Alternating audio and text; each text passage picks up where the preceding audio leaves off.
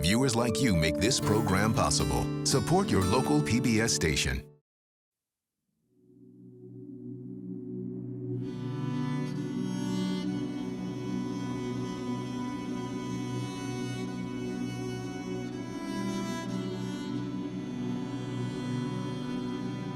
Good roads beckon to you and me.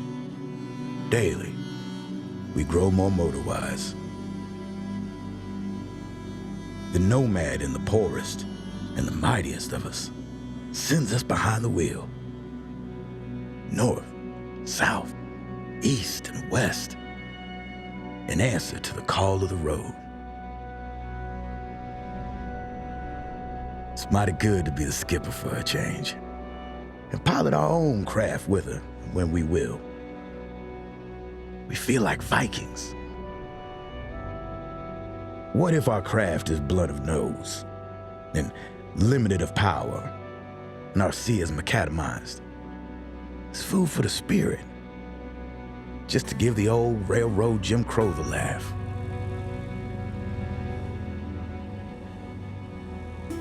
Nevertheless, there's still a small cloud that stands between us and complete motor travel freedom.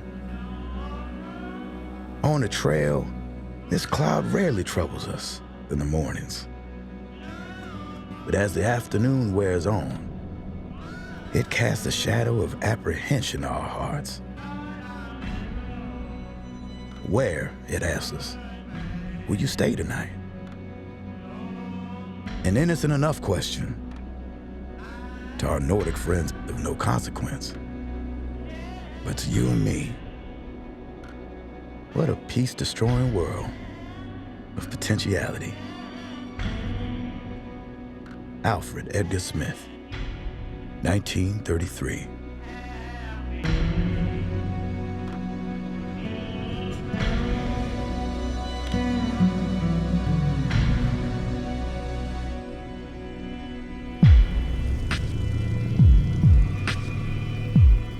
Mobility is essential to freedom. I think the automobile is emblematic of the importance and the value of mobility in a free society. But it also goes beyond mobility, and it allows us to understand the way that African Americans have moved forward in this country and the way that African Americans have been pushed back.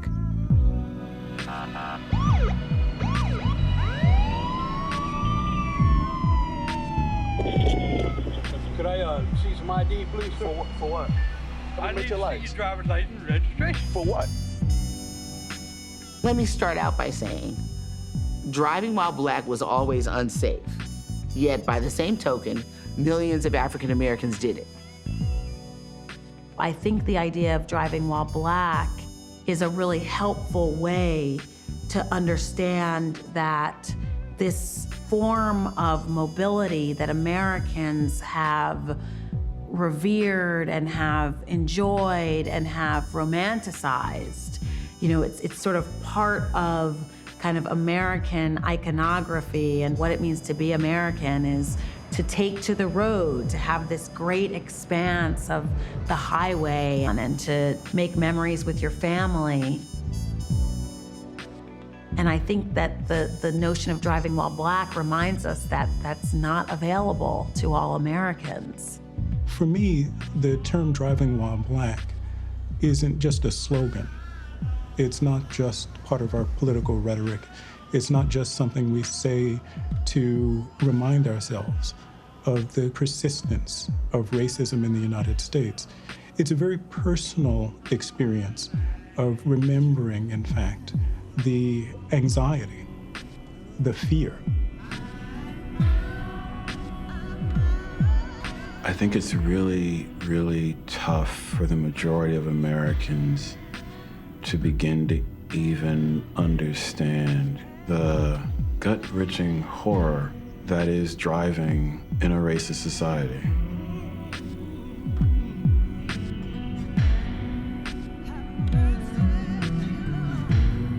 Well, driving while black is a very interesting concept, and it entails so much more than the actual driving while black.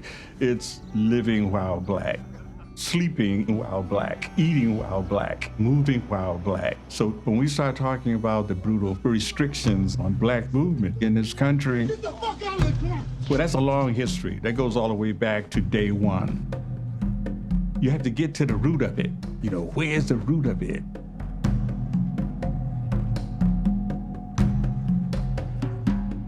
I think for African Americans, any story about mobility really begins 400 years ago. I think it's really important to look at the longer history of race, space, and mobility, because if we look to the past, we can really see how travel or mobility for African Americans has really been circumscribed.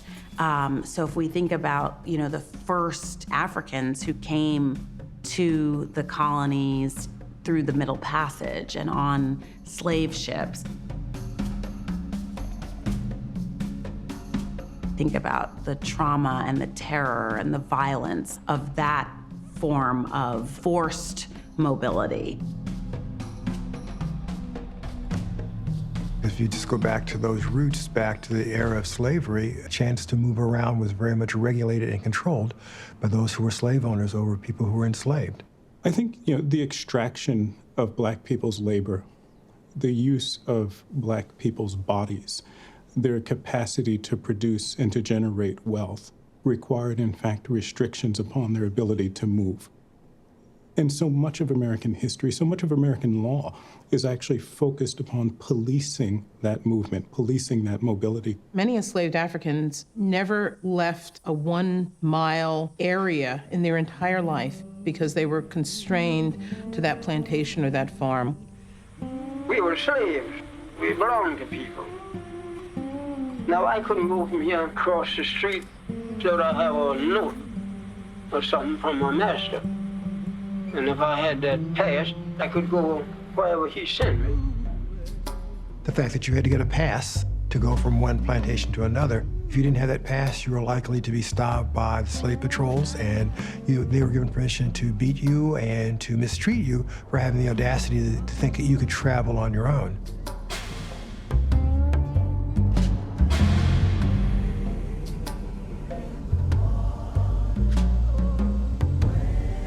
So we can talk about very, very early on, the imposition, the limitations that's imposed on black life.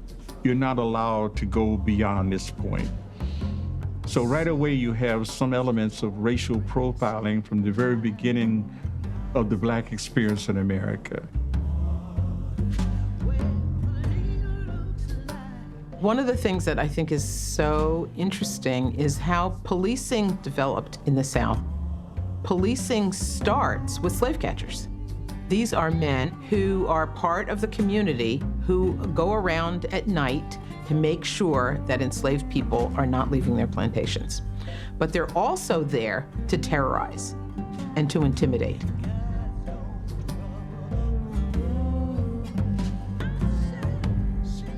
The slave patrols of the Old South are there to control black people's movements.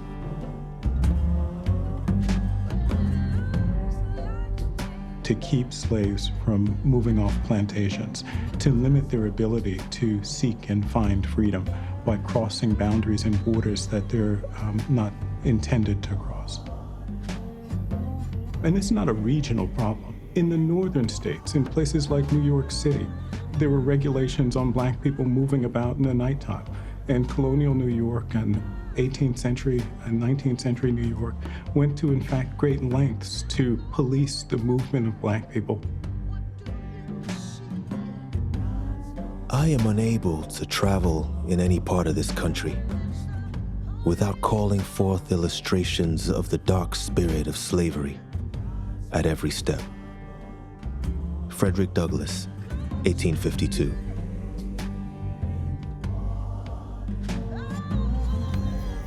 Many enslaved Africans, like Frederick Douglass, stole themselves from slavery and from there walked to a free state. The Underground Railroad was a very loose network of African Americans and white Americans who helped fugitive slaves escape where they could disappear into a black neighborhood or perhaps working their way to Canada.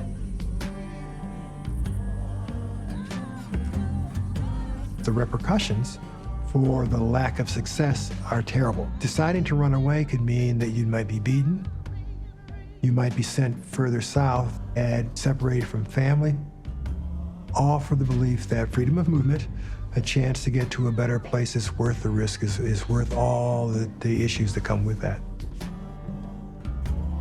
The Fugitive Slave Act was passed in 1850, and it criminalized those people who were supporting African Americans on the Underground Railroad, because the law of the land was that slave had to be returned to their master. Now you see, that was in slavery time. I read that just as well, and he bring back a whole lot of colored people. And he brought them hound in and brought 3 niggas. With them hound runaway niggas, you know, cutting wood. And they, right across, that's a creek there, they take them niggas and put them on a log laying down pavement. And hook them. Let them niggas hollering and praying on them logs. And there was a minute to bring them in. Then they take them out down and put them in jail. The Fugitive Slave Act was designed as an act that would appease the southern states and keep them from leaving the Union. But instead of appeasing the southern states, it really demonstrated to many people in the North how they were complicit in slavery. They watched as African Americans were dragged from homes, were put into jails. They were being taken back into slavery. They saw the suffering of these people. The Fugitive Slave Act really lit the fuse that brought about the Civil War. In 1861, the Union falls apart and 11 southern states secede from the Union and become part of the Confederate States of America. And immediately, many enslaved African Americans seized the opportunity to escape their plantations. And the Union Army had to decide, what are we going to do with all of these people? And so they give them work behind the Union lines. And it's really the beginning of emancipation. And that shows how important mobility really was for these people. Finally, in 1863, President Lincoln issues the Emancipation Proclamation. We think that immediately everyone was free, and that wasn't the case. When we found out that we were free, we didn't have nowhere to go. We didn't have no property. We didn't have no home. Like the cattle, we just turned out. Been slaves all our lives. My mother was a slave, sister was a slave, father was a slave. But after freedom, you know, colored people didn't have nothing.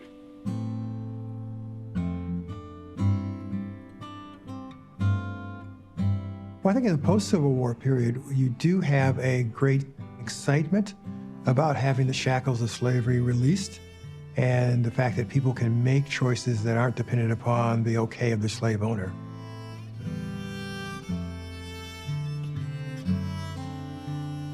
One of the things we found is that there's a lot of movement among African Americans during this period. Searches for family members who are lost that you're trying to reconnect to, a decision to leave the plantation on which you lived for so many years and to have the choice to do what you want to do and to move where you want to go. And that happens, I think, for a period of time. The Civil War comes, and after the Civil War, everything is disrupted. No one knows exactly what's going to happen in this era that historians call Reconstruction, in which there was an effort to remake the South. Reconstruction is really an opportunity for the rebirth of the democracy. And it was an extremely hopeful time. The 13th, 14th, and 15th Amendments to the Constitution are passed. First, abolishing slavery, giving African Americans birthright citizenship, and then the right to vote. For a very brief time, African Americans had the opportunity during Reconstruction to be a part of the government. There were about 2,000 men who were in government positions, local, state, and federal. There were even 2 African American senators. It was the Golden Dawn, after chains of 1,000 years. For the first time in their life, They could travel. They could see. They could change the dead level of their labor. They could talk to friends and sit at sundown and in moonlight, listening and imparting wonder tales.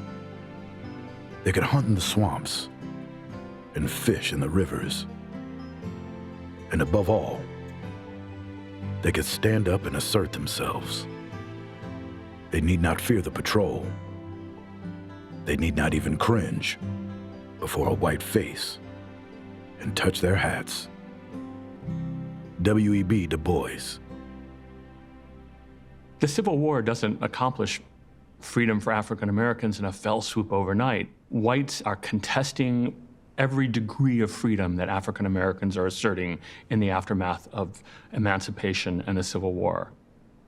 One of the things that always strikes me about the post-Civil War moment is the extraordinary conflict between the desire of African Americans for a full three-dimensional freedom and citizenship, and the extraordinary backlash that happens as white Americans attempt to police their movement, return them to the conditions under which they had previously worked. There was continuous pushback against African American freedom, but it got much worse. Whites in the South were very clear that they were not going to permit Black people to have an equal stake in the society. And they reasserted their white supremacy. And by 1877, Reconstruction was over. Many of the positive changes that were made are rolled back, and they reinstitute a different kind of slavery. One of the fundamental unresolved problems of the Civil War is the problem of the centrality of Black people's labor to the American economy. If the resumption of the cotton economy is in fact critical to the reestablishment of the United States, then in fact Black people's labor is going to play a central role in redefining what the United States will look like. Cotton and tobacco are still the major crops in the South, and they have to be harvested and they have to be planted and tilled. And African Americans are still doing that work for very, very low wages, which is the sharecropping system. It was often a cycle of indebtedness where freed Blacks had to go through planters and merchants to get access to the tools they needed to plow, to plant seeds, to harvest. Folks got trapped in a kind of an unending cycle of debt that really rooted them in place and allowed white planters to continue to exploit their labor. And very quickly, that sense of mobility, that chance to make your own decisions, is begun to be constricted and controlled. And land isn't just about land. It's about political and economic power. It's about the power to choose, to be able to move freely in space. So when I think about mobility, I know we live in a country where it's not been everybody's right, where it's never been everybody's right. It was important to owners to keep these people on the land. And they had all sorts of means of doing that, from crop liens to the policing of roads. An African-descended American walking along a road could be stopped, investigated, asked why he or she was going where they were going. One common place for this confrontation over freedom would be around transit systems and train stations in particular. Train stations were policed places. An African American going to a train station, buying a ticket, would be viewed with a great deal of suspicion by the authorities. After Reconstruction, many states passed vagrant laws. You had to follow all these rules, and if you failed to obey by the rules, you could be imprisoned or face certain degrees of violence. You can think about the rise of the Ku Klux Klan and the extraordinary racial terrorism of the post-Civil War South. That whole regime of racial restriction and racial law is intended actually to reverse the progress of the Civil War in the early years of Reconstruction. After the Civil War, slave patrols become vigilantes, and they become groups like the Ku Klux Klan that are still going around to Black communities and that are still looking for African Americans who are out and who they can control, but now they're extra legal and they're using terror.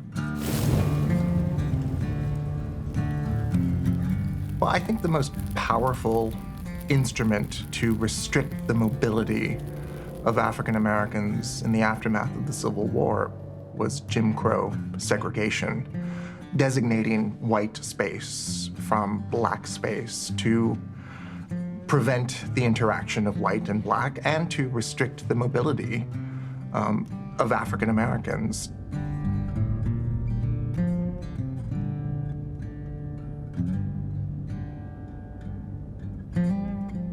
Jim Crow, first of all, is a nickname because Jim Crow was a character in the earliest minstrel shows, always played by a white man in blackface.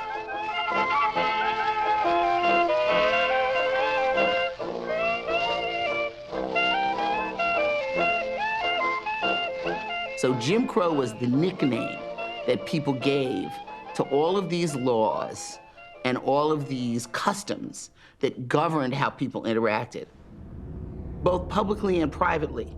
Jim Crow wasn't completely rigid, but what it did say was that in all kinds of environments that white people were in one group and everybody else was in a lower group.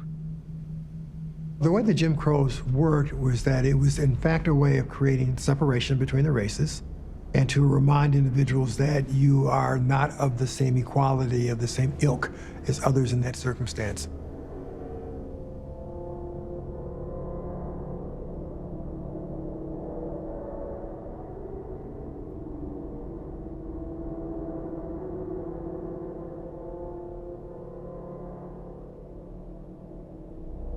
Jim Crow serves another purpose, which is it takes away the dignity of African Americans. And it takes away the trappings of respect and of human dignity from people when they're in public places, when they're traveling.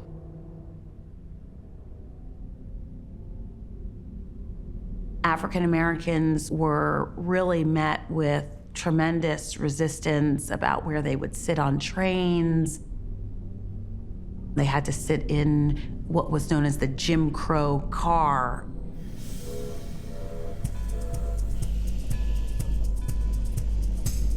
For example, on trains, what you would have would be a black car or a colored car, where you'd have to, as a person of color, sit in that car as opposed to other places in the train.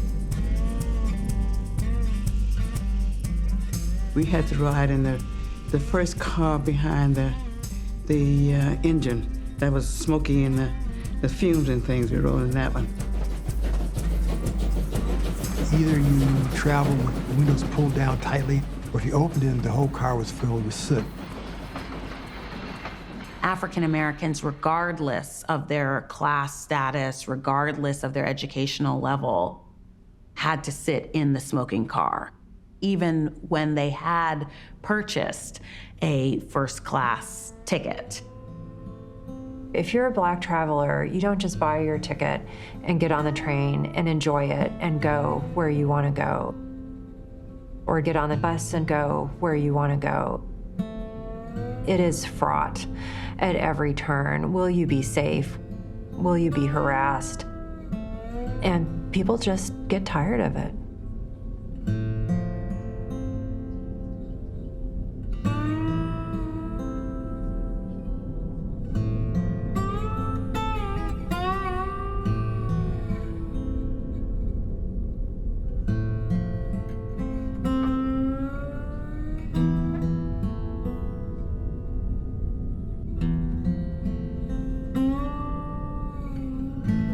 W.E.B. Du Bois talked about the wages of whiteness.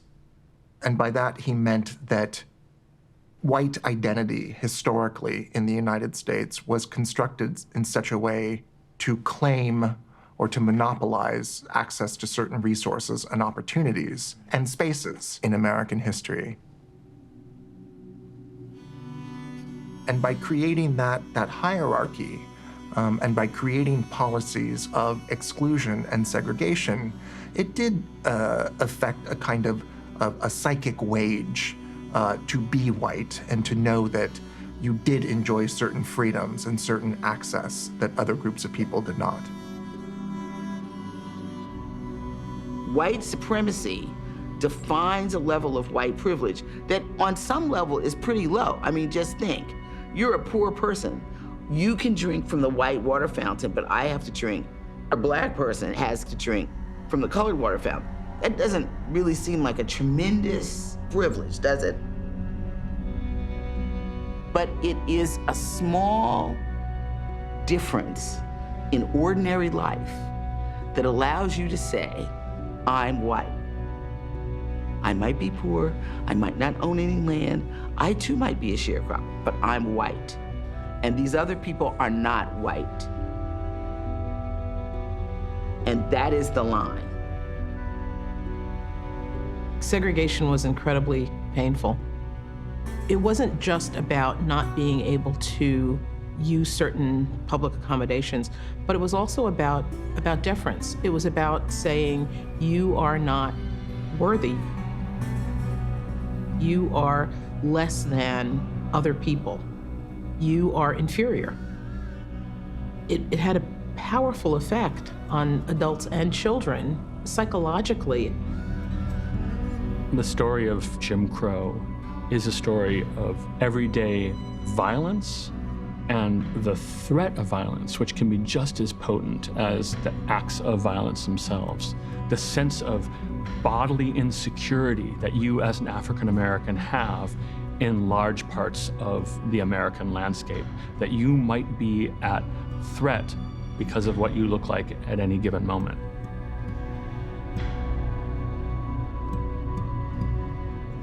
A white man came up beside me in plain clothes with a great big pistol on his hip. And he said, "Nigger boy, what are you doing here?" And I said, "Well, I'm waiting for a train to Shreveport." And he said, "There's only one more train come through here, and that's at 4 o'clock. And you'd better be on it because the sun is never going down on a live nigga in this town."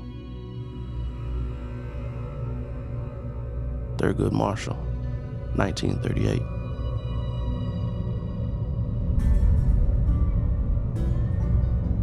They used to treat colored people terribly bad in Mississippi and Alabama.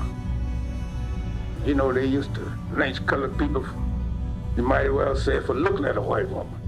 You know, they didn't seem to have too much of a chance. No.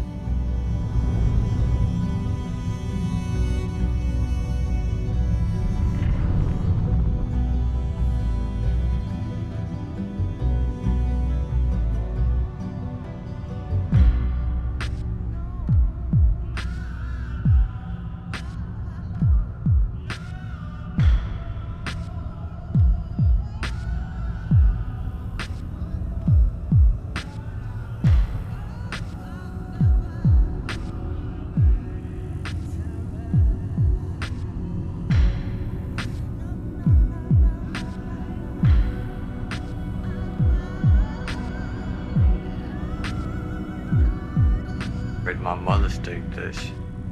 She realized that if I stayed in the South, I would get killed.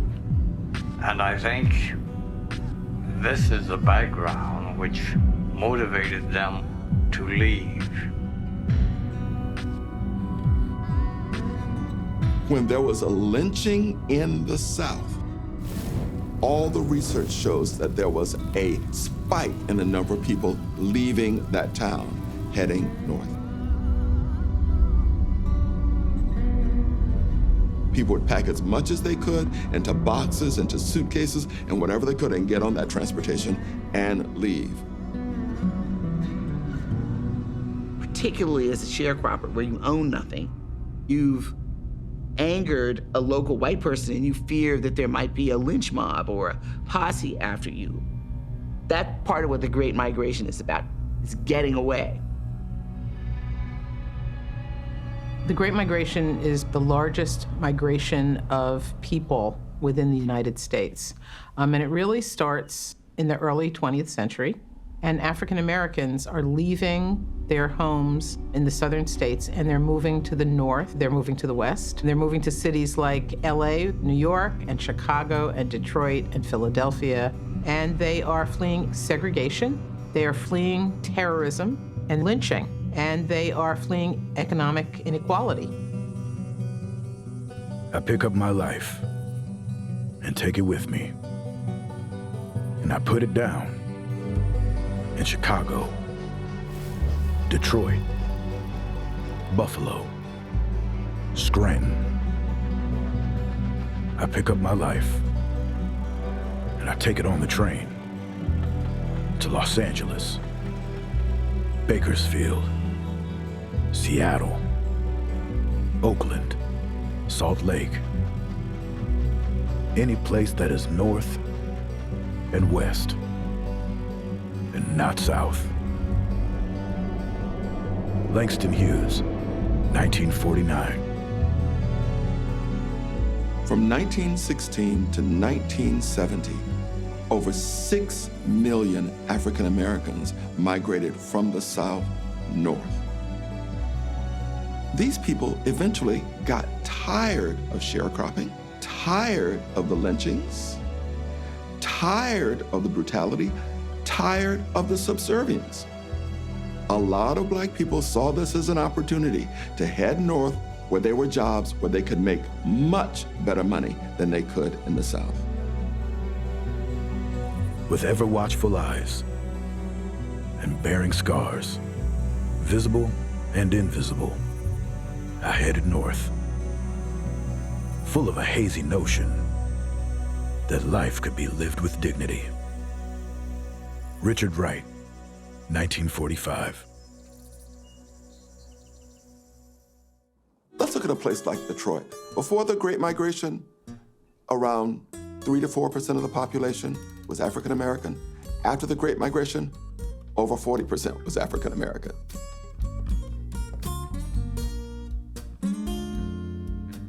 Some people didn't have any idea where Detroit was. I mean, some of the letters that was coming from some of the people, they couldn't even spell Detroit.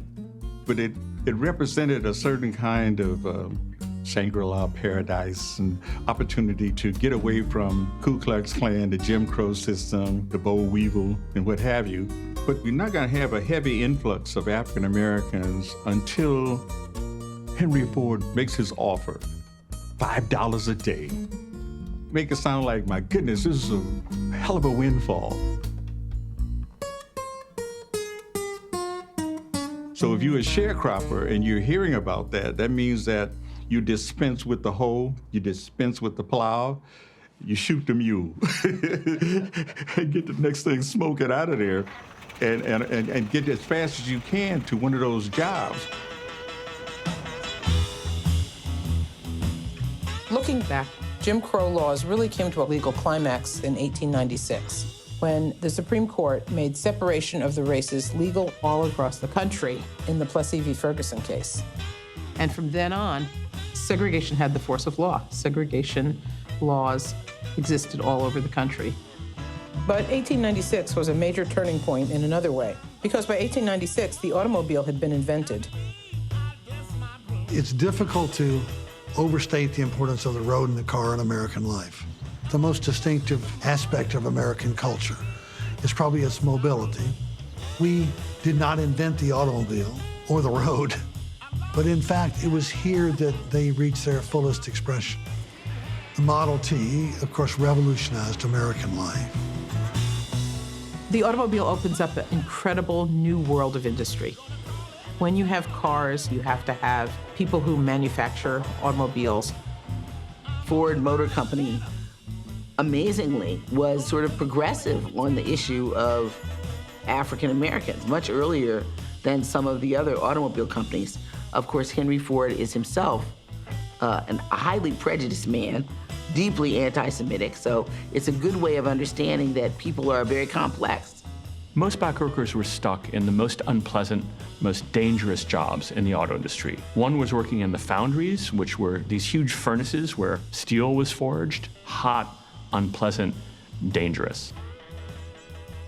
Second was African-American workers were often involved in lifting engines, back-breaking work. It was sometimes called man-killing because it was so dangerous. Those were the kind of jobs that African-Americans mostly found themselves in if they were lucky enough to get a job in the auto industry. Things were not perfect. When African Americans moved to the North, they found themselves in segregated communities. They found discrimination, but they still were able to have a better life than they had on the farms in the South. African American men sometimes made as much as 90 cents on a white man's dollar. Ford and GM employed numerous African Americans, and they offered a real pathway to middle-class life that had previously been unattainable for many African Americans. I mean, the car really does break everything up. It takes a while for certain groups to be able to adopt it. But once mass production hits in 1913 and the price of a Model T drops dramatically, it becomes like $300 or $400. So it's a lot more affordable. And then it's just a snowball effect. By 1925, people start to buy used cars, and that becomes a new market as well. People can now buy not a new car for $300, but a used car for something in $100 range. So that by the late 1920s, there was one automobile for every 5 Americans. In 1929, almost every American, including lots of African Americans, North and South, could have gotten in an automobile and driven away. If you're an African American and you can afford a car, even if it's a used car, it provides a powerful alternative to the daily indignities of riding the rails, of riding a streetcar, of riding a bus. What happens is African Americans see purchasing cars or driving in cars as a way of getting out of segregated, dehumanizing, humiliating experiences of train travel. And so there's a real sense of relief and a sense of pride and a sense of freedom, a kind of a final attainment of freedom after all of this effort and all of this struggle to be able to take a trip and still enjoy one's own humanity while traveling. What the automobile allows is personal freedom. Once someone in a family could buy an automobile, then it's possible to leave. You see these photographs of people with all their belongings packed on the car, and they're leaving. They're getting out. The car gives you this personal freedom, but you're still African American in a society based on white supremacy. As the roadways open up, you have a parallel movement occurring. For white Americans, they're discovering the joys of the open road. They see this as a place where they can maybe drive to California, see the Grand Canyon, go to Death Valley or something like that, see a big city. For African Americans, this movement on the open road is about seeking an opportunity for a better life. White people don't have to think about it because the myth of the open road was created for them. See the USA in your Chevrolet. America's asking you to call. Think about all of those commercials. See the USA in your Chevrolet. All of those commercials. Did you see black people in those commercials? No. The open road at last. When you're going places, knowing how to get ready to go and how to get where you're going are important. But knowing how to relax and have fun while you're going is most important of all. They never really thought about black people driving the road, and when they did, it was always a curiosity. No passenger car has ever made this trip where there is no road. Don't blame Dobbin for getting excited. An automobile is news in this part of the world. So while many white Americans are using their vacation time to go to national parks or travel elsewhere in the country, many African Americans who have moved to the North are now driving back to the South to visit relatives who did not leave. This is a really important part of the story, that there was a kind of constant movement to come back to the South. There's kind of a culture of visiting for funerals, for weddings, for family reunions and other occasions. It wasn't only about seeing the relatives, it was paying respect. You went back to share whatever money you had saved. You went back to the church so the people could see how well you were doing. You went back to have mama's food or your grandmother's food that you couldn't get up north.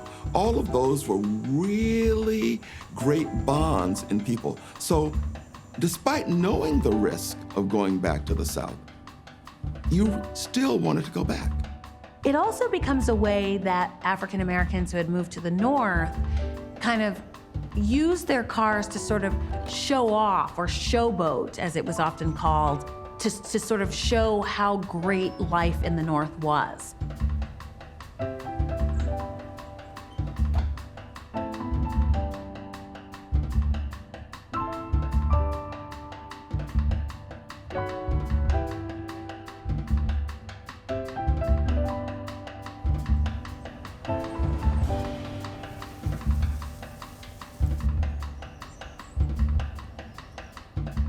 There is a way in which some African Americans, prevented from actually owning other forms of property, forms of real estate, okay, develop this idea that you can put your personhood, the evidence of how well you're doing, in a car. And to have a Cadillac parked out in front of your house in your driveway, you know, was a sign that you had kind of broke through, you had made it. A car is consistently a status symbol.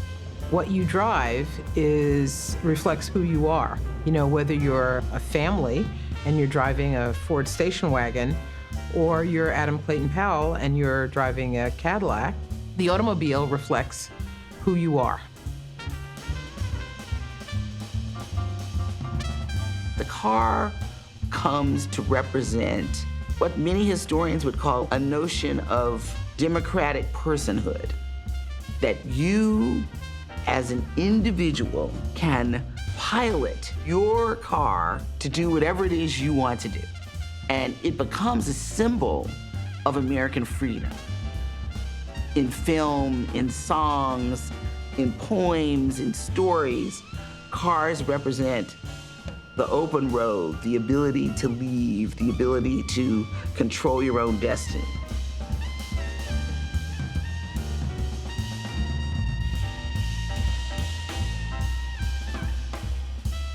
There is a long-standing infatuation with the road in American culture. The road symbolizes freedom, opportunity, discovery. That's a big part of American cultural history, but it leaves out other perspectives of other communities. Geographically, we were completely separate into spaces that were divided by race. So Black people didn't venture into white spaces. White people generally didn't venture into Black spaces. But the automobile changes that, right? Highways intersect all of these spaces, and now people are out on the road moving between spaces, and it changes interactions, it changes etiquette, it changes the way we think about one another and the way we interact with one another. And it really starts to open up the country in ways that it had never been opened up before. I think the myth of mobility in the United States rests heavily upon white people's experience with cars. For African Americans, trips across country are not adventures. They can often be trials. Black Americans had a very different experience from white Americans. What white Americans took for granted, if you move your Buick or Oldsmobile or Ford onto a highway, first of all, there will be a gas station somewhere. If something happens to it, you can get it repaired. But secondly, somewhere along that road, there's a place to stay. It's hard for the rest of us to imagine what it must have been like with a car full of your family whom you love, and the kids are crying and saying they want something to eat, and your wife is saying, we got to stop for the night.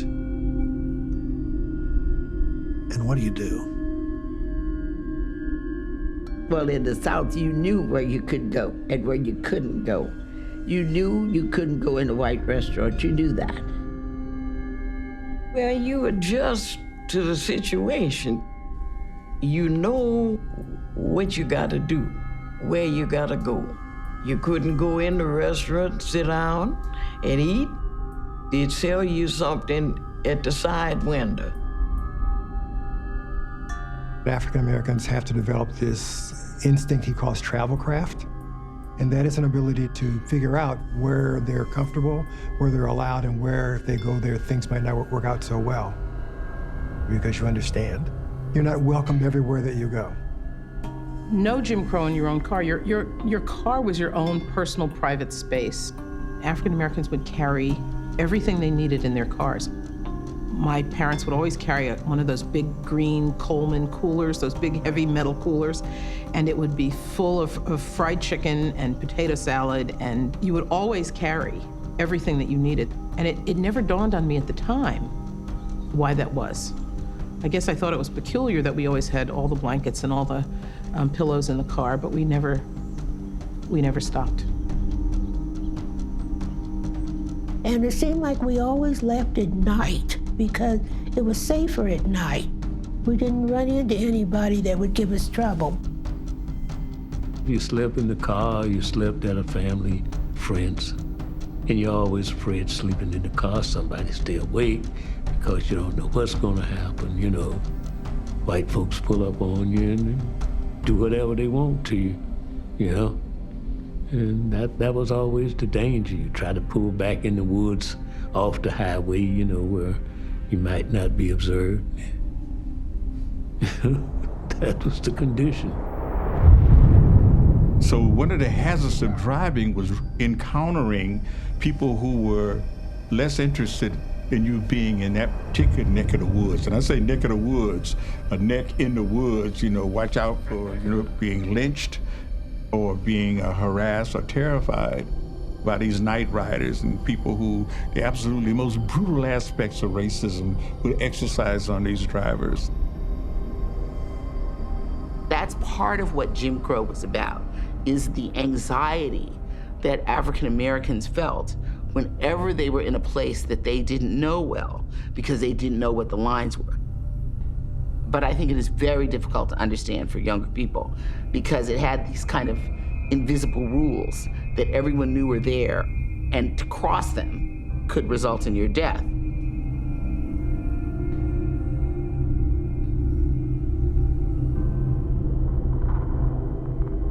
You really didn't know where you were stopping and who might be unfriendly.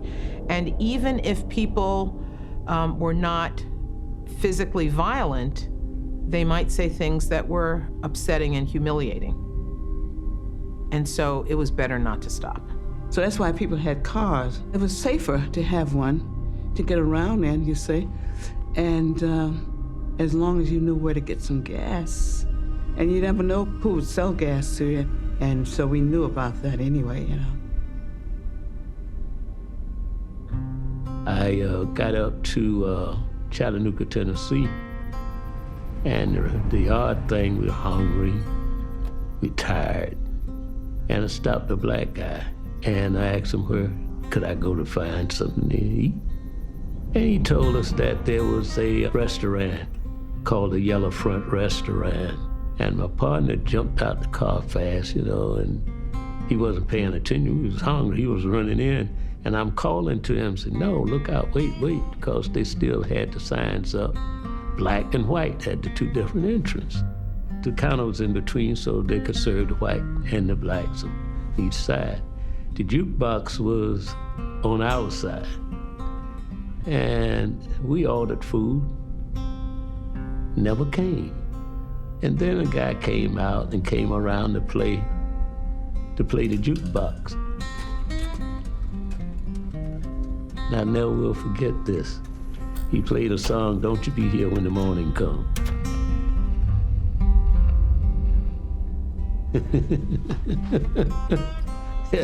So I told my partner, I said, "Don't have to worry. We'll be out of here and we'll be in another state when the morning comes." Driving gives African Americans incredible freedom, but it also was dangerous. It was a very different time driving through the country because you went through a lot of small towns. You had to go through main streets. You had to go in and out of sundown towns. There were so many things that you couldn't possibly prepare for. I grew up in Texas in the 50s and 60s during Jim Crow. During that time, long-distance road trips had a distinct flavor for blacks, and I remember it vividly. Packing enough food for the entire trip. No restaurants. Using the bathroom on the side of the road. No gas station bathrooms. Sleeping in the car on the side of the road. No motels. My most vivid memory was the sign I read every time we went through Greenville. Greenville, the blackest land, the whitest people. Vernalia Randall. So the car, sort of at all points in history, it has this very conflicted role. On the one hand, it often is offering opportunity, it's offering the ability to feel a sense of freedom, but then on the other hand, it also exposes people to more forms of violence, to more forms of indignity and humiliation. It's extraordinarily important to remember that the roadmap might well be enough for a white family moving across the United States. For a black family, the roadmap was in fact instrumental, but not complete. It wasn't the body of information that they needed to make that journey safely.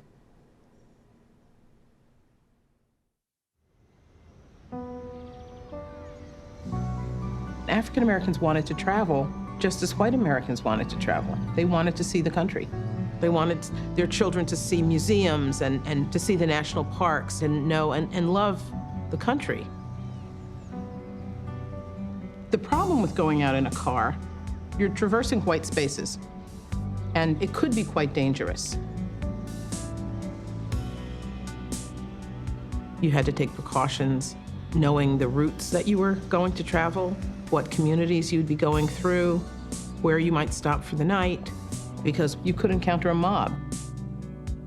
You could make the wrong turn and end up in a community that was not very welcoming, that was not very friendly. And many, many African Americans during Jim Crow accidentally ventured into the wrong spaces. There was this concept that you had to go from known people to be safe.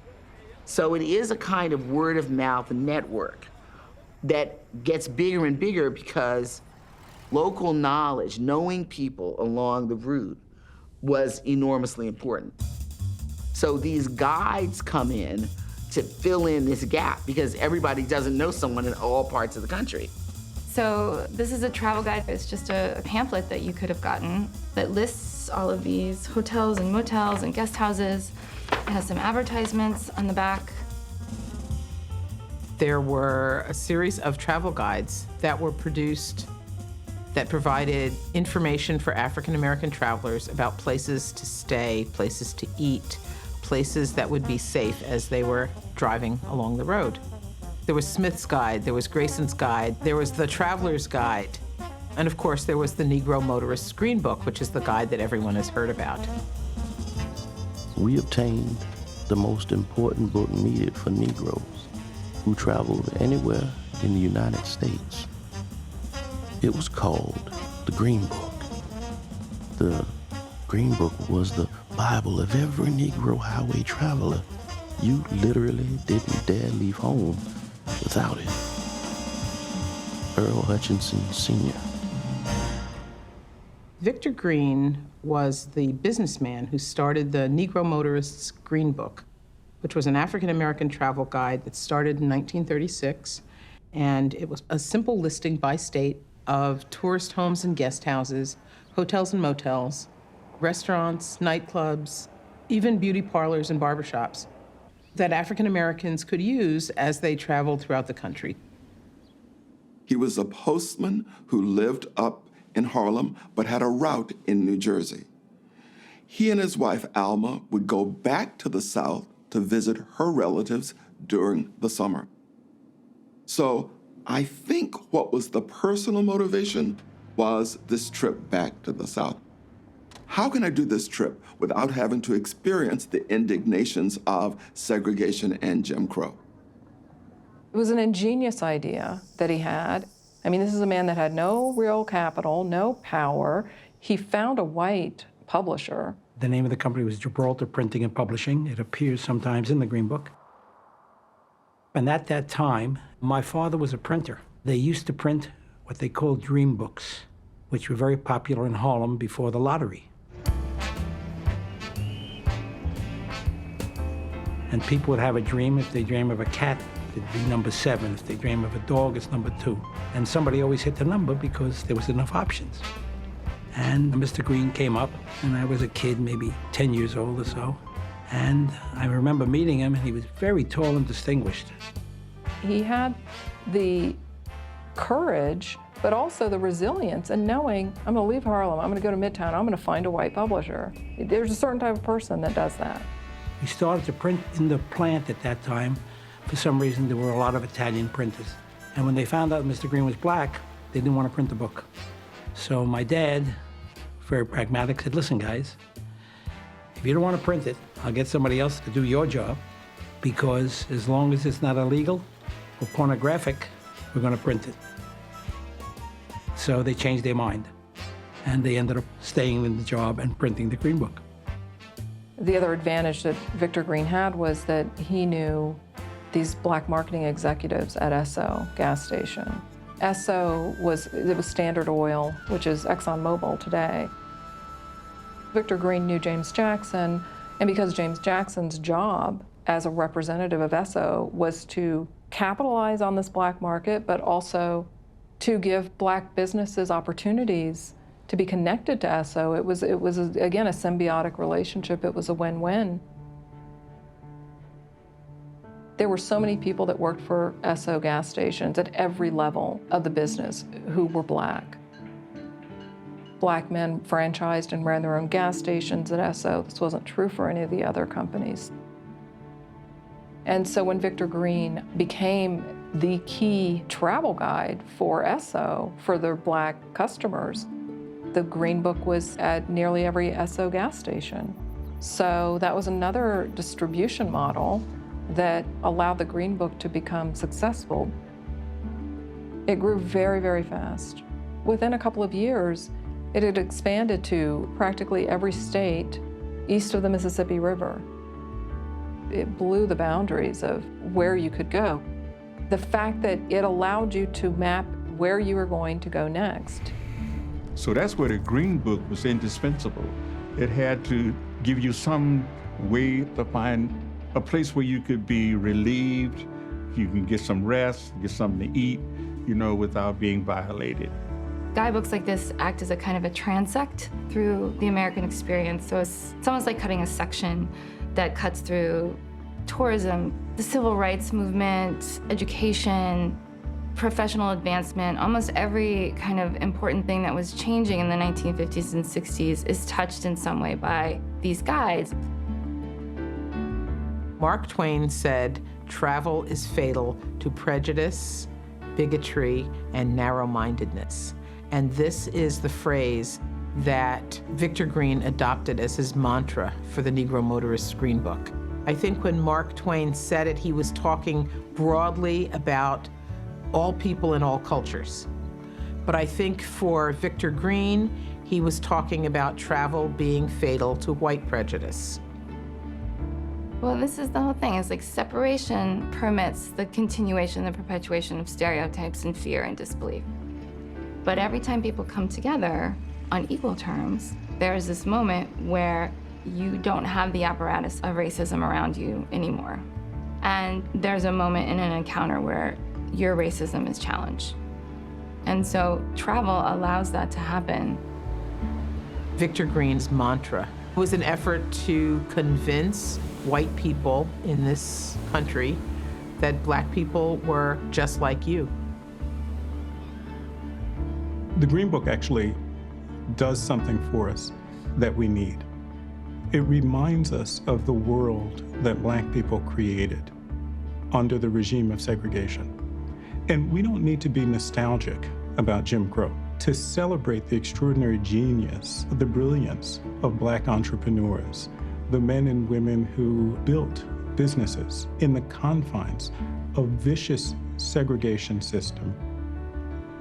There's a certain kind of harmonious collectivity there in terms of the overall progress of the people and how you can now unify and fight back against some of these elements of discrimination and segregation.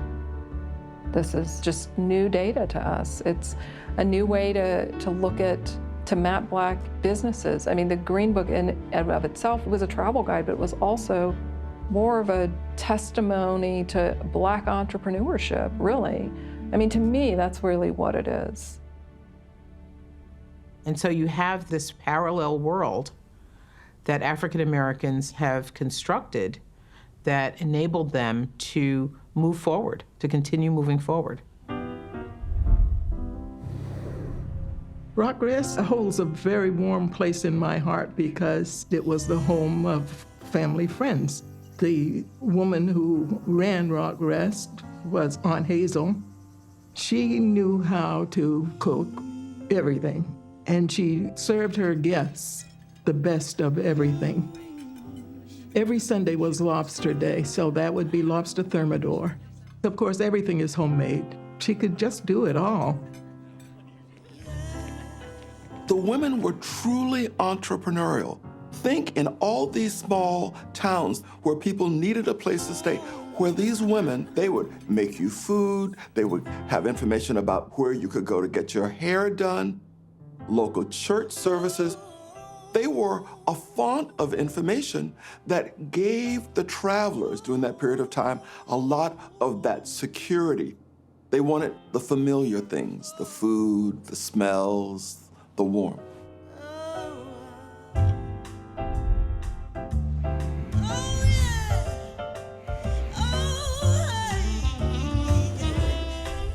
Black people in these spaces had dreams. And they were fully aware of those dreams. And they're still having a good time, even though they're living in a world that tries to limit their mobility in terms of where they can be and who they can be. And that's not going to stop them from dreaming. And if you were doing this during the 50s, you also had to be a bit aware about where that good time was being had.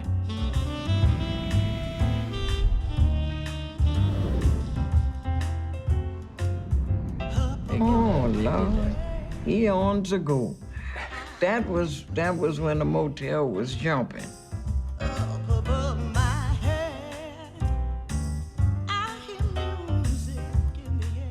Started with about 3 or 4 rooms, but he invested in the business so that it got at least to about 35 rooms. Red Charles's band used to come through a lot, well, if they were playing anywhere in the South. I can remember one time Dinah Washington sat at the piano and played, just an enjoyment.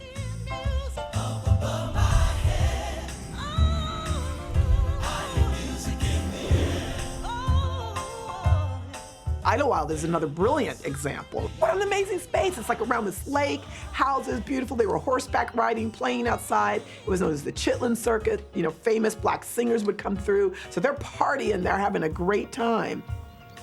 I also think that we need to tell the story about Jim Crow America, less around what was denied and more around these folks didn't take that and go, this is what was denied to us. They said, here's a niche opportunity. We are going to take advantage of those opportunities and build institutions, build businesses, build churches. Somebody's got to do that work. And here are the folks who saw an opportunity for that work to be done and take advantage of it. His vision for Lincoln Hills was for Wicks to be a country club for black people. That was his vision. And he built that lodge up there and cabins around for people to rent. And there were people from all over. It was like a resort. Well, for me, I think it's the same significance that my great-grandfather felt. It's a part of the American dream. It's a part of being able to recreate a place where they could feel safe in the mountains. Colorado has a sordid history, like many other places. In the 20s and 30s, the KKK was very prevalent in Colorado. There were many members of the KKK that were in government or police departments, but Lincoln Hills was a safe haven for my great-grandfather, grandparents, the grandchildren like me. 5 Points was something that you could smile about. It was just like the streets of Vegas. If you came down here and you was feeling low, it wasn't for long. The Rossonian Hotel was, and still is, one of the jewels of the 5 Points neighborhood. Artists like Ella Fitzgerald, Duke Ellington, Louis Armstrong, Miles Davis would be able to perform all over the city and metro area, but couldn't stay in the hotels in the white neighborhoods. So they would come to 5 Points and stay at the Rossonian, where they were allowed to stay. And then the party really started then around midnight or 1 o'clock in the morning up until sunrise.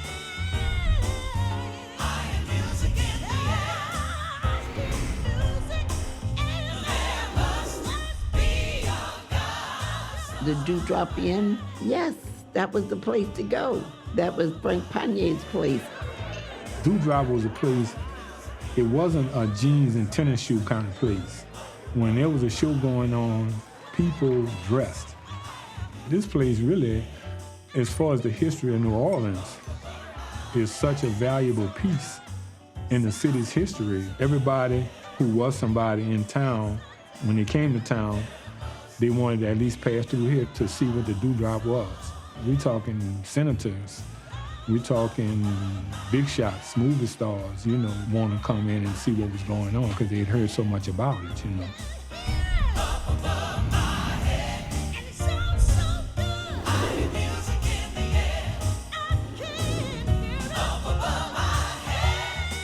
The West has always been a mythology of freedom. It was a manifest destiny. It was this idea that if you just headed west, things would get better, you know, or that there were opportunities. It was this kind of wide open spaces, and I think that signified also, as far as you could dream, it just expanded your horizons. So by the turn of the 20th century, Los Angeles had become the largest center of the African American population in the West. They had an inkling that maybe there's something out there in Los Angeles, and maybe I can have upward mobility and I can have a better quality of life for my kids, and I can buy some real estate. And it's warmer there. So they were buying into the California dream just as other Americans were when they were coming out here, with the caveat that they were also escaping the worst of Jim Crow discrimination and racial harassment and violence. I think in the United States, the idea of play is in part, it's a privilege. Recreation is a privilege. Leisure is a privilege. If you have to work all the time and or you are poor, working class, you don't have time for leisure. Doesn't mean you don't know how to play. So you can buy a beach, you can show up in these spaces regardless and tell a different kind of story regardless of what the dominant culture is doing.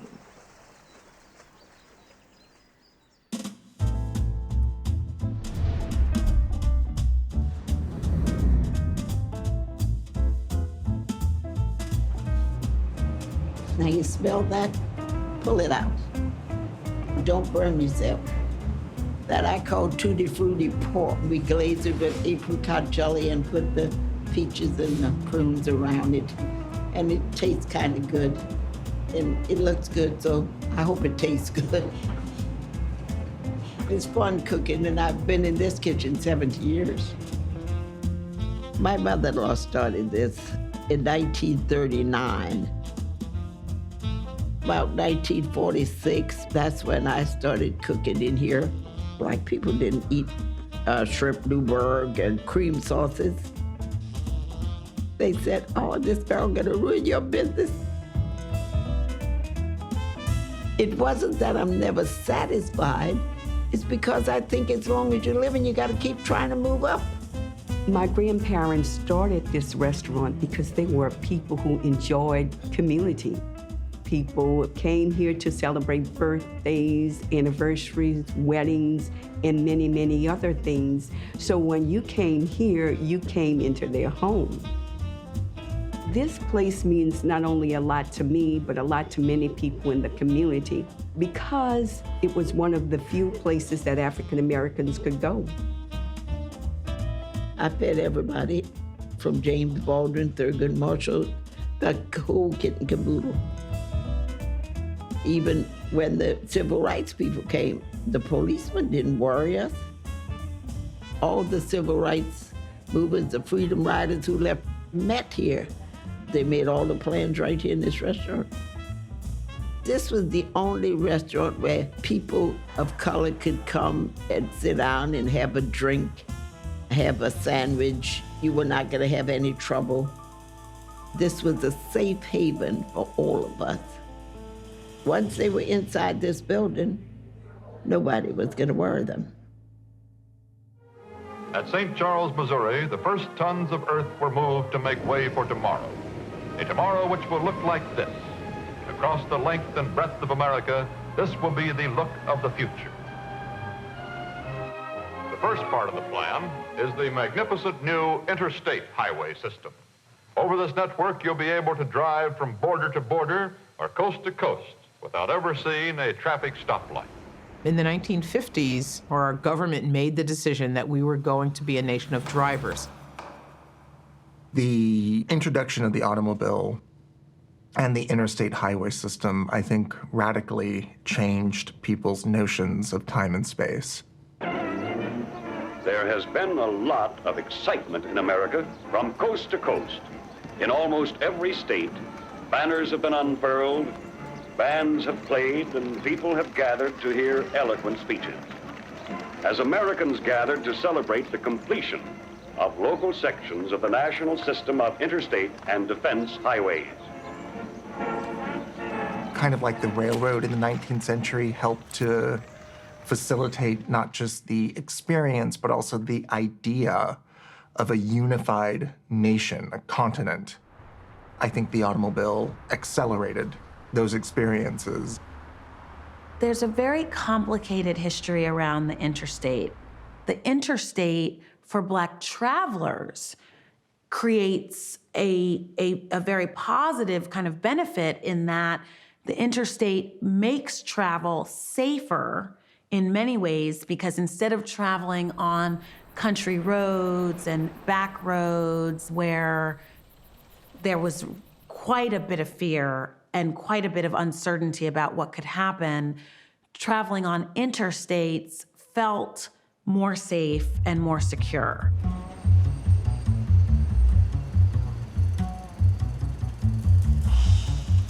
The Interstate Highway Program was kind of built with this myth of consensus, that it's what everybody wanted. It's by popular demand. But for people of color, and for African Americans in particular, they were kind of left out of that consensus because their neighborhoods were the sacrificial lambs in which to build this highway. As part of the overall plan, one of the freeways serving our state will pass near Hilldale. Well, ladies and gentlemen, I think the most important question is not where the automobiles come from, but how they're going to get where they're trying to go. If you travel along, particularly South Claiborne Avenue, you'll see some very old live oak trees, which are emblematic of New Orleans.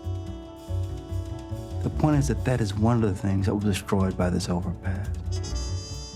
And so the expressway was destroying this black community as a stake through the heart of the Faubourg Treme. Also is expressive of a broader sense of attempting to take back areas of the city that were largely black areas and repurpose them in such a way as to be of greater service to white people. So highway construction decimated African-American neighborhoods in cities throughout the nation. Under the Interstate Highway Act, highway construction was coordinated with another federal program of slum clearance.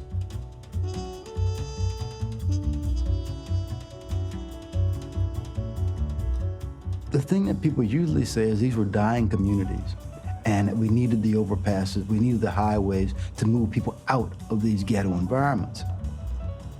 Well, in fact, these were communities that were vibrant, that people were living in, that the United States government destroyed through a combination of active funding of detrimental projects and a kind of benign neglect.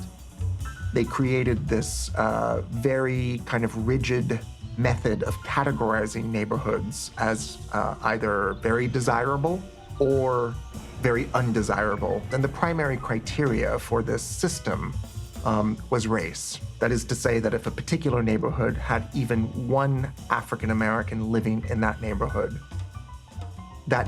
was immediately designated as a risk, and it was coded in the color red. And that's where we get the term redlining from. Highway construction impacted black communities or other non-white communities because that's where property values were the lowest. There is a certain kind of cost-effective strategy in building highways through neighborhoods with lower property values. It costs the state less. However, historically, lower property values have been tied to race, and African Americans in particular. In many ways, all of these federal policies and programs were interconnected. Federal Housing Administration's policies, urban renewal, slum clearance, highway construction, all of these processes worked in tandem with each other to create an even more racially stratified geography. And they did that so fast. I'm telling you, because black people were not involved in anything in those days. People would do things we didn't even know what was going on. We were not involved. In those days, we were not allowed into the process, so they just came through there with that thing, took away houses, took away good businesses, good people. And to watch neighborhoods being absolutely devastated, torn apart, demolished, houses, boom. And here comes these freeways. Here comes these here easy exit, the passages out of the city or coming into the city. And that meant neighborhoods were destroyed. I can see it in Newark, New Jersey. And when my daughter was young, I wanted to take her and show her where I had grown up. And I couldn't find my way around Newark because there's a highway that's been put through it. When road planners put through highways, they often take the path of least resistance. And that's one of the reasons that black communities have been so vulnerable, because they have the least amount of power to stop it.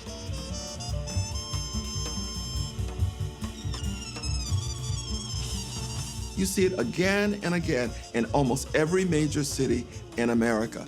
And it was really a huge economic setback for many African American businesses because they became isolated.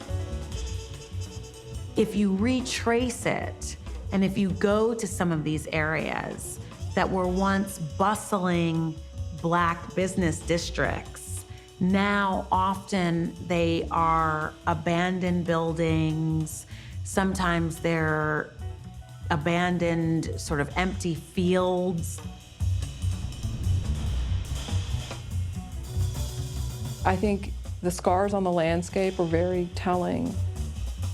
There's so many Green Book sites that, and I've taken photographs of just, freeway, because there was a list of maybe 10 or 20 sites, and now they were just literally torn down. It's gone. So the biggest, most important piece of physical evidence that we have of our racial landscape is missing one half of it, right? So to me, that's a huge reason why it's become easy to not know this history anymore. When you erase a history, you erase an identity. You erase what's important to people and how they connect with their community and how they connect with humanity as a whole. When you lose that culture and that space, now there's a chink in the chain of your family legacy. And you start to wonder, does my legacy matter? Does my life matter? Imagine you own a business that you or your family has had for 10, 20, 50 years near North Claiborne Avenue. You're not going to immediately shut down because the overpass comes through. But part of what comes with the overpass is a culture of modernity that suggests that you should no longer go to your neighborhood store. You should get on the expressway and go to the stores in the suburbs. First of all, it means the death of small neighborhood stores in general, and in the Black community in particular, were doomed. But they have now gone through and started adding new paintings beneath the expressway to try to bring life to what is otherwise a dead space. Recently, my father's portrait was added to those that are being painted there. And so, of course, I'm torn. So to have him memorialized in that way means a lot to me. But of course, the great fault of these highways was the extent to which they thought that this concrete could create a new culture. And these things, while they ultimately destroyed a great bit of what I knew of and what I know of as the meaning of American life and culture, we're still able to maintain some sense of ourselves. And we're still able to speak about the necessity of taking down some of these things as a means of getting back to a more truer expression of who we are. It's not easy to feel optimistic about the modern world in that kind of chaotic environment. Your physical body surrounded by these massive layers of concrete with these machines moving at 80 miles an hour next to you, above you, below you. And to see that kind of cultural vitality in the most unexpected place of a highway interchange or beneath a highway interchange, to me, gives me hope. It reminds me that people are not going to lay down and die. They're not going to let themselves be paved over by the highway and their automobile. They will insist that their voices are heard and seen, and they can draw creative inspiration from the most dismal aspects of modern urban life. The murals contain different voices that convey different experiences of different people, but they all share a connection to place, where people created murals to preserve the memory of neighborhoods that existed before the coming of the freeway.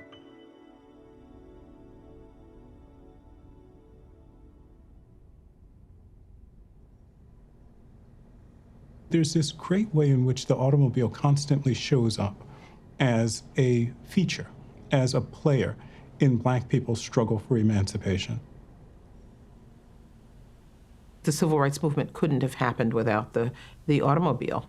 The car allows activists from far-flung places to get together and to travel, to get to a destination where there's a protest or a voter registration campaign going on. A lot of smaller places, especially in the Mississippi Delta or the Black Belt of Alabama or Central Georgia, are not so easily accessible by bus or by train. A car allows folks to convene and gather in relatively small places and to move pretty quickly from one place to the next if there's a call for an action or a campaign in a different town or a different city, or if things go bad and you want to get out. The car can provide a quick way to exit a situation. The Montgomery bus boycott is actually a story of transportation in many ways, right? It's the bus boycott, but it's also how it was that African-American women managed to establish and to reuse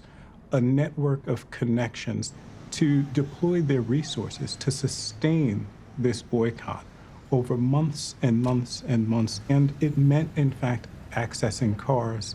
It meant finding new ways to move people around town, new ways to actually get people to their jobs. And so Montgomery is in many ways actually a wonderful way of thinking about how Black people deployed the automobile to challenge Jim Crow.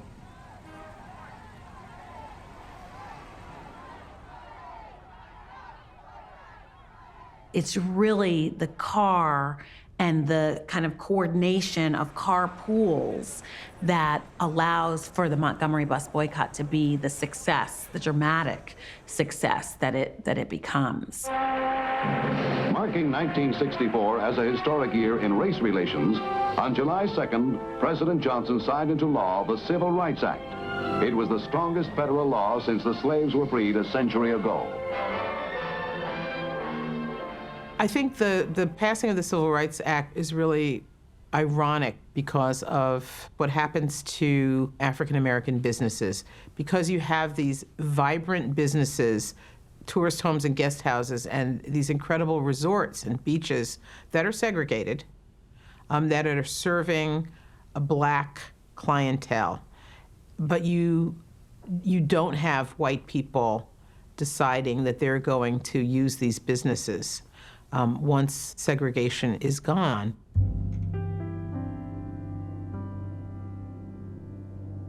When the Green Book first started, yes, it gave you the safe havens, but that drive between the safe havens, full of risk and uncertainty, with the passing of the Civil Rights Act, and then the gradual implementation of the provisions of it, the drive between the safe havens became safer. Victor Green himself said he wanted there to be a day when there would be no need for the Green Book. So he imagined his own obsolescence. And gradually, he was right. People stopped staying at the guest houses. They stopped stopping at only these restaurants. There are dozens of these African-American travel guides.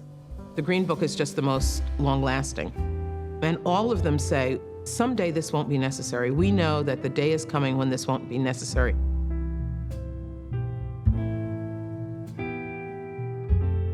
What the Green Book teaches us, it's great to think of it as something of a parallel highway to American history. There's the quote-unquote American highway, which is in fact a white highway through American history. Then there's the Black highway, or the highway for people of color, the highway for the marginalized and disenfranchised people. And so we often do not talk about the cost of the civil rights movement to the very people it was meant to help. It was a blessing and a curse because all of these Black businesses, it was significant that they were no longer in the Green Book. And yet the pain of progress is, trying to move forward into these white spaces that Black people have been shut out of. When integration came, we lost a lot in the Black community because there were some people, well, naturally, they want to explore. They want to see what it's like to live on this side. They want to see what it's like to go different places. They said to my husband, Duke, they said, Duke, you should move. because all of the people with money that's been coming to you will go in the white restaurants. You know, they will not come to you. You should move. I told Dick, no, Rita, you can't run away from yourself. And so we stayed on this corner and just made it work. All of a sudden, as I'm speaking and telling them about what I knew of the community, and one person stopped and asked me, say, well, who owned the store? So-and-so corner. And I would start to explain to them what the businesses were, who owned them. And all of a sudden, it slapped me in my face that we had lost so much, we had went backwards. Because so many of these businesses was Black-owned, that we could take pride in it. And I look around now, it's less and less Black businesses. Culture is lost. History is lost. So many of the places that are listed in these travel guides, the only thing we know about them is the address. We have very, very little evidence, material evidence of most of these places.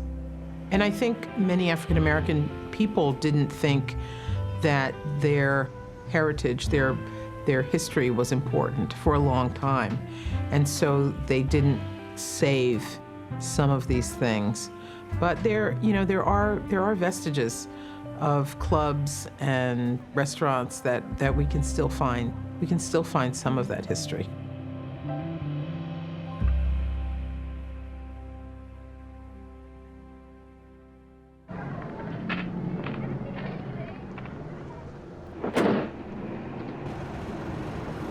David, we're going to be moving to a new neighborhood. Why? I don't want to. Well, it's not what you want. I think it's best for you and the family. One of the things that the automobile does, it allows all Americans to move to the suburbs, and Black Americans move to the suburbs as well, where everyone had a car because you had to have a car in order to get around. So I think the automobile really facilitated that class movement. It facilitated suburban life for many African Americans. Finally, when you get this chance to get above the ghetto, get above the slums, you're happy, you're enthusiastic about it. And finally, you think that you have made it into America, the American society. Yes? How do you do? Would you please ask the lady of the house how much milk she needs?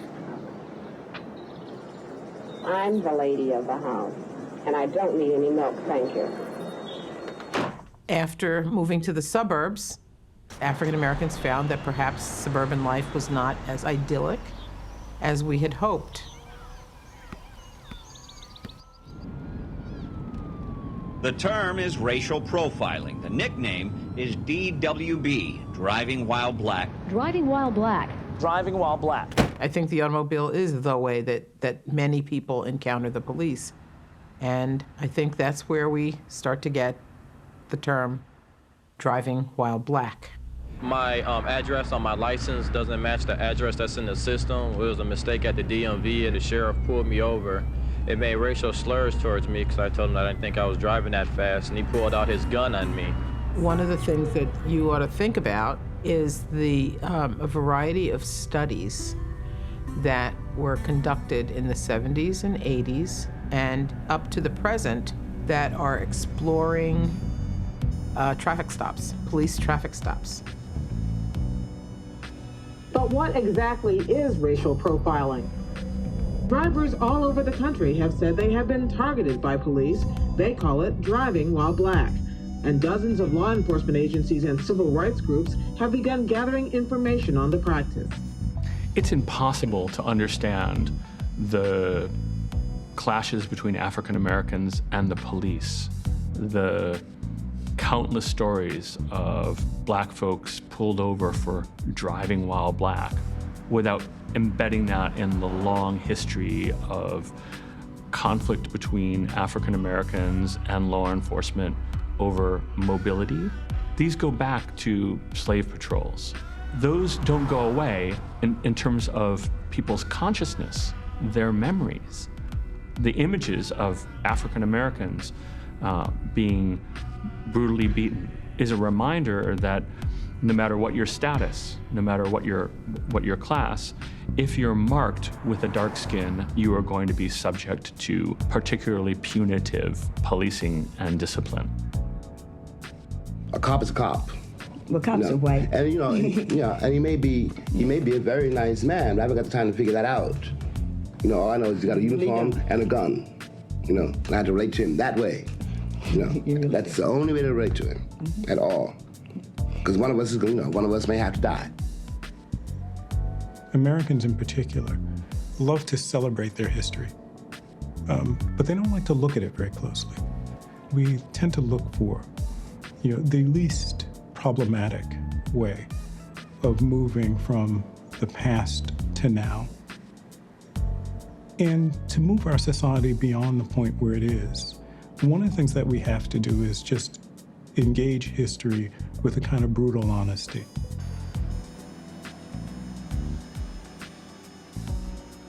The vast majority of whites who are bystanders, who are indifferent, who drive down the road past the site of a police officer frisking an African-American man against the side of his car, or punching and kicking and beating him, who are complicit in the violence, even if they would never dream of committing it themselves.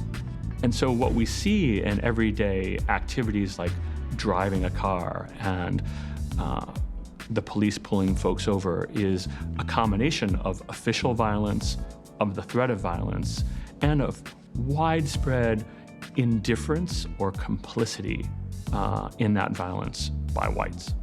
There are still so many dangers of being on the road.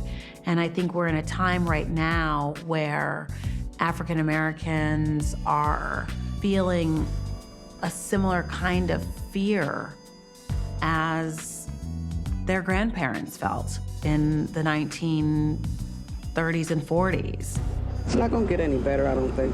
I'm not at all optimistic. I think it's all gonna be the same. The numbers never lie. This is certainly proof positive, that there is, something grossly wrong with the state police. Our police are here to protect us. They shouldn't be here to hunt us down or pick on us because we're not like them. I think that this happens all the time. This is a fear that connects really strongly to the present political moment in terms of African-American safety on the road and the encounters that we see with law enforcement right now. There's a direct line there. Get out of the car! I'm getting out! Let me get out! Do not touch me! Do not touch me! I'm getting out! Oh my God! And I think it's only a surprise, this is a new problem to white people. It is not a new problem in the history of the country. So for me, past is prologue. What has gone down before have been teachable moments. And sometimes you have to look back and see where you've come from. It begins to give us some indication of the attitudes that prevailed at that time. And what did it take, to overcome that situation? So we study the past in order to understand how it's been transformed. I'm gonna yank you out of here. Okay, you gonna yank me out of my car? Because the indignities are still there. Don't touch me. Get out of the car. What I think is a little different about the present I'm under arrest for what?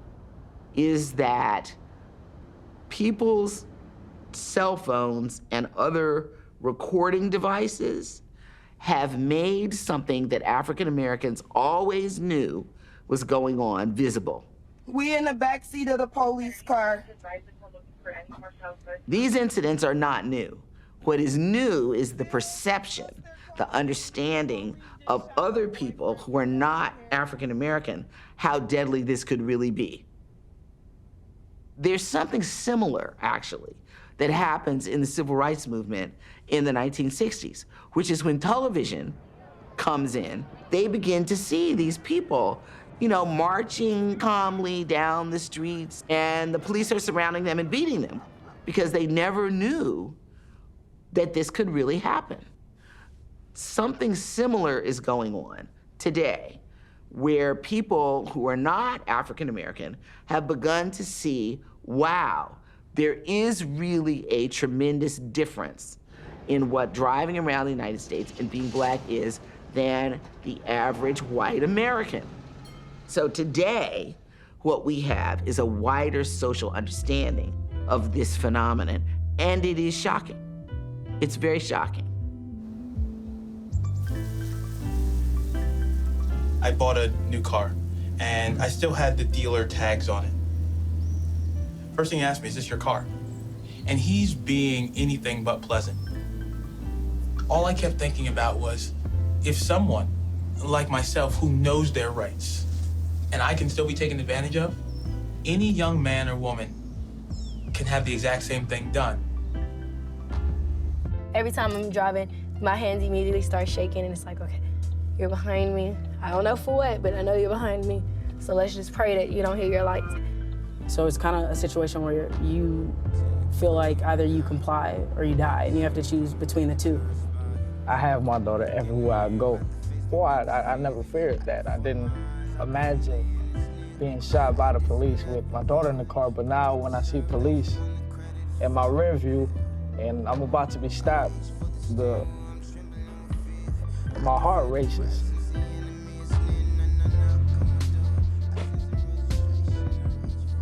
I think in every black family, there are these ways in which information about our society is delivered. And one of the constant themes is actually about safety.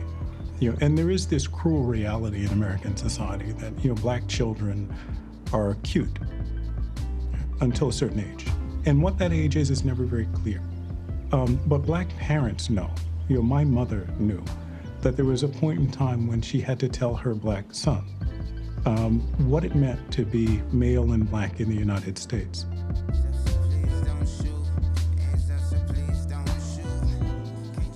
And it's a terrible conversation to have, but it's a necessary one.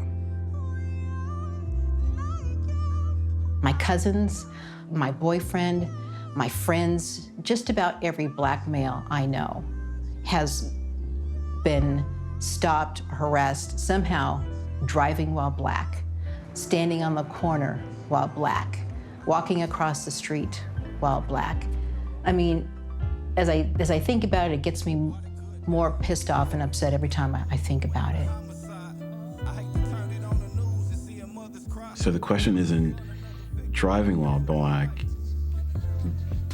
We're at a moment where it's the presence of the black body, whether that body is in movement or sedentary, is one that is considered a threat and needs to be controlled.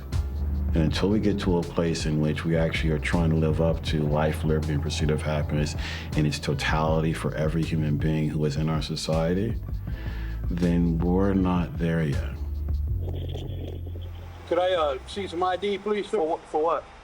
I need to see your driver's license and registration. For what? All right, step out.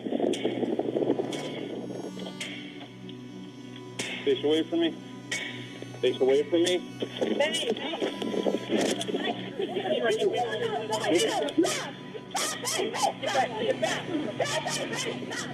Get back now. What are you doing? What the police doing, Mommy? Mommy, what the police doing? Oh my God. Get your fucking hands off! Get out the fucking car! Get out the fucking car right now! Yes, get out now! Get out the fucking car! Hands up! I can't put my hands up. I have a fucking baby in my hands. I can't. I'm crazy. When I tell you to do something, you fucking do it! I can't put my hands up. I got a fucking baby. You guys don't fucking do something about it. Hey, hey! Whoa, sir, come down! And that's how y'all treat black people, huh?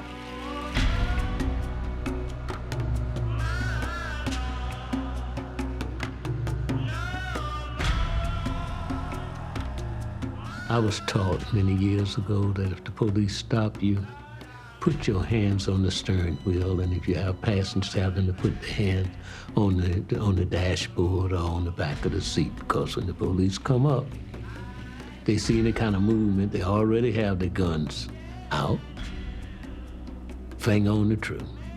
And any kind of little movement can cause them to kill you.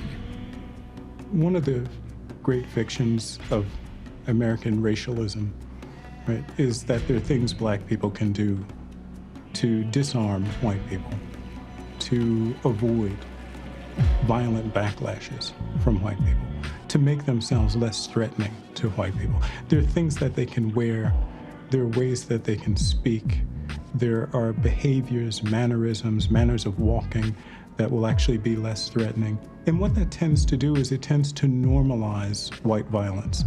It tends to give white violence a kind of a rationality that it never deserves.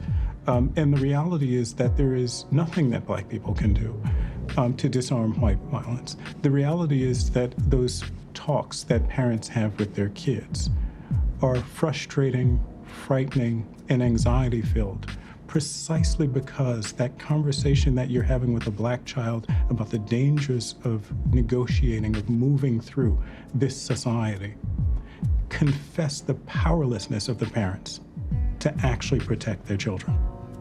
So if you are stopped by a police officer, I told my children, you keep your hands on the wheel, you turn on the light in the car so the police officer can see you.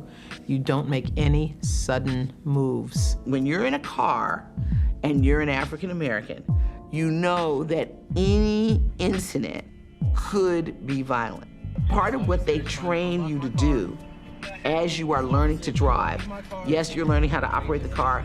Yes, you're learning what the direction, what the rules are for driving a car. But you also are being taught how to interact with people when you have a problem.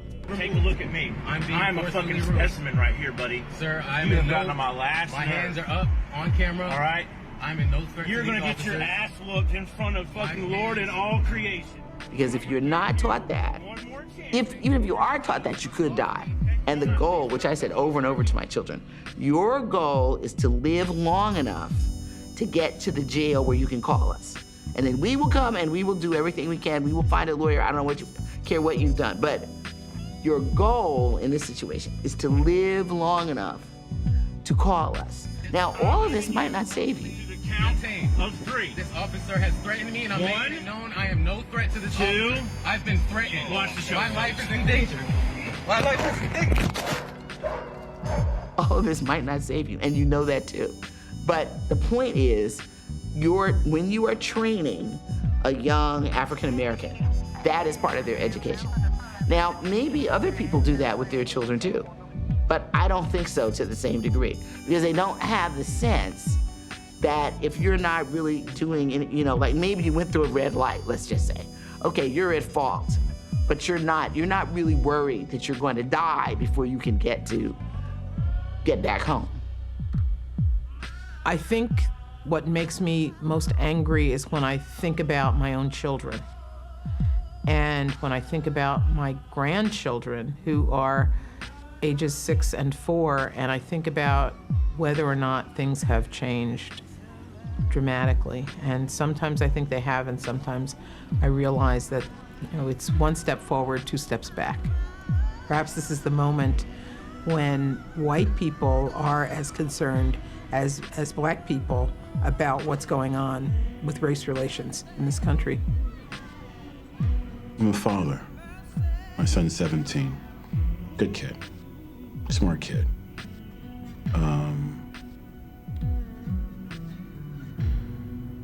For any American who is out there, any man, any parent, I want them to look in my eyes and ask himself a question, which is, how would you feel if you were concerned about your child being taken? Don't reach for it, then. Don't pull it out. Don't pull it out. Life ended.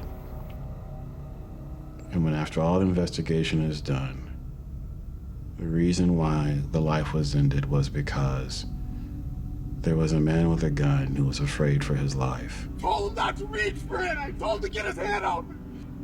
And because he was a police officer, and because my son didn't comply, whatever that means, he would end up dead. Tell me how you would feel if that was a real risk every day. Tell me what you communicate to your son. I'm really asking. What did he say?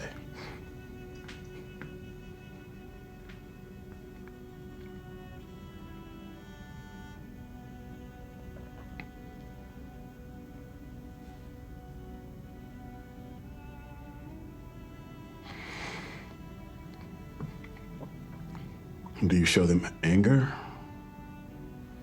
Do you show your son hurt? Do you show him fear?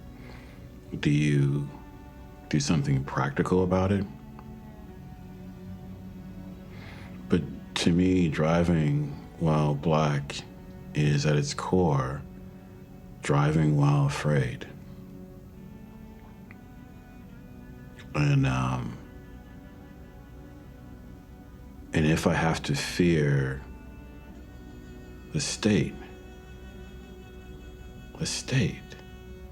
that which we are all part of, then am I a member of the state? Am I a member of this society? Is my son a member of this society?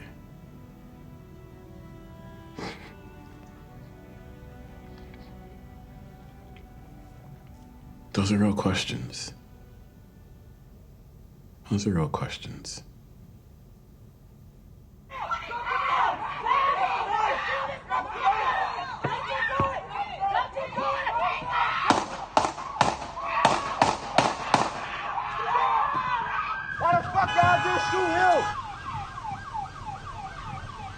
Why the fuck y'all just shoot that man? Y'all bogus as fuck. That's why we don't fucking like the police. Human life.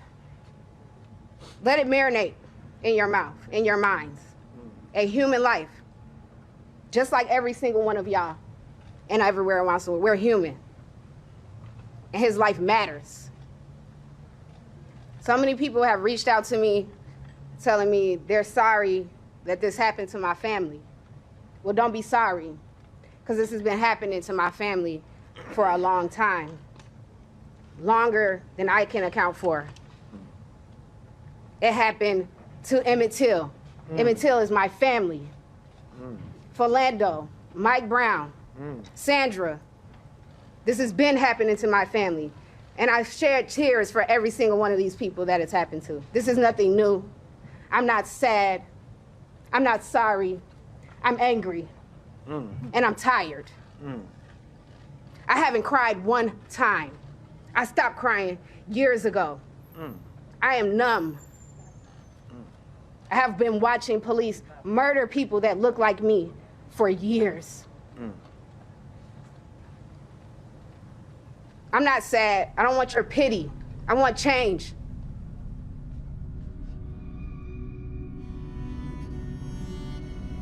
This past, the Negro's past, fear by day and night.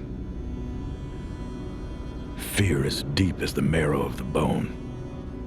Doubt that he was worthy of life, since everyone around him denied it.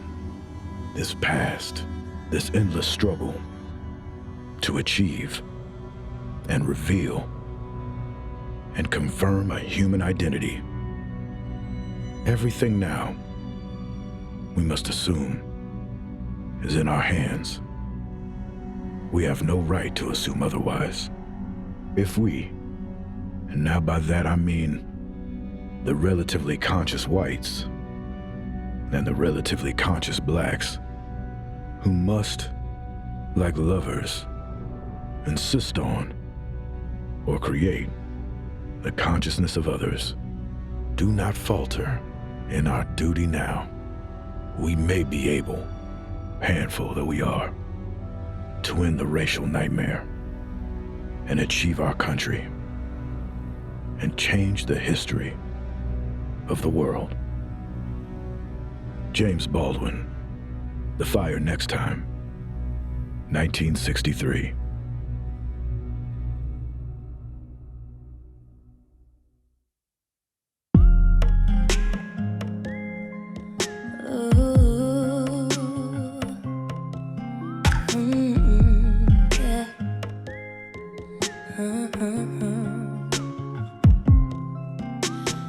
If it ain't the virus, then it's virus. too much silence in the air, are people scared? Feels like nobody cares. If you wanna close the distance and you're white, then it's all fine. If you're not, you cross the line. We shouldn't dare, and it's not fair. We shouldn't have to worry when we go outside the house. Build this country on our backs, they just keep breaking us down. It's 2020, what the hell is that about? I'm trying to figure out, how is the land of the free and the home of the brave? Built off the backs of the slaves. Black man shot every couple of days. They see you running, put you in the grave. People dying, mamas crying. It's no longer underlying, and they keep on justifying. So we gotta keep on trying. Rest in peace to all the angels that we lost. We're gonna fight to do what is right, no matter the cost. How can this be the land of the free without justice?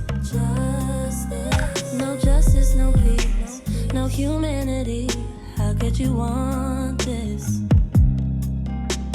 Living in a system when you're constantly the victim, too much to comprehend. So you start to pretend that you talk a certain way. Try not to run, just walk away. Keep that hood up off your head. You do everything to blend. We shouldn't have to worry when we go outside the house. Build this country on our backs, they just keep breaking us down. It's 2020, what the hell is that about? I'm trying to figure out, how you gon' sit on the side while these killings go by? Like you're not down for the ride. You hear the stories, all you give is a side. We protest the streets and you wanna know why? Because people dying, mamas crying. It's no longer underlying, and they keep on justifying. So we gotta keep on trying. Rest in peace to all the angels that we lost. We're gonna fight to do what is right, no matter the cost. No matter the cost. How can this be the land of the free without justice? Justice. No justice, no peace, no humanity. How could you want this? How could you want this?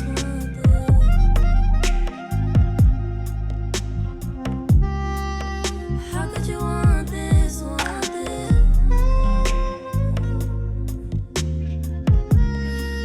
No, how could you want this? Want this?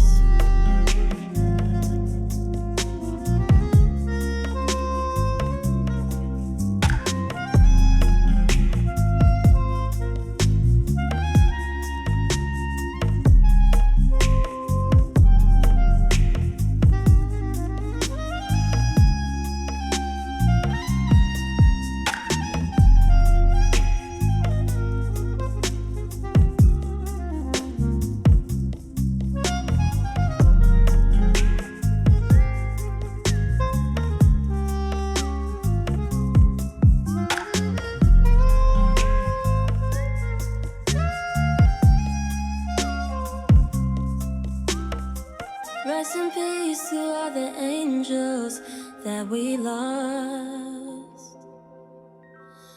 We're gonna fight to do what is right, no matter the cost.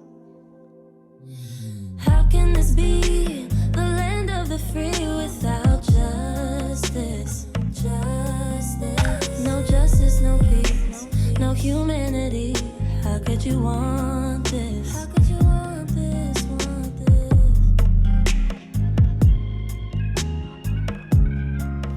How could you want